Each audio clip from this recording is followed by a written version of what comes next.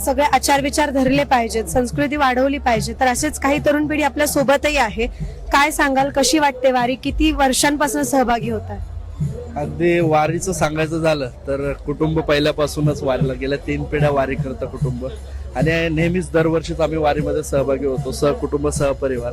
वारीचं दर्शन कालही होतं, आजही होतं, पण वारी एक सोडवण्याची पद्धत आहे. आम्ही वारी सोडवण्यासाठी दिघीपर्यंत जातो, तर आज याही वर्षी सालाबाद प्रमाणे आम्ही वारीला सोडवायला आज दिघीपर्यंत चाललो. वा. आणि दादा, काय सांगाल तरुण पिढीला, काय संदेश द्याल? तरुण पिढीला सांगायचं झालं तर आज तुम्ही बघू शकता की वारीमध्ये देखील 50%हून अधिक तरुण तुम्हाला दिसतील, आणि जी वारीची क्रेज आहे ती वर्षानुवर्ष मागेही कमी झालेली नाही आणि पुढेही होणार नाही. आणि तरुणांना वेगळं काही सांगण्याची गरज नाही, तरुण आपोआपच या प्रवाहात येत आहेत. वारकरी संप्रदायामध्येच आहेत तरुण सगळे या दिशेनेच चालत आहेत. खूप छान वाटलं तुमच्याशी.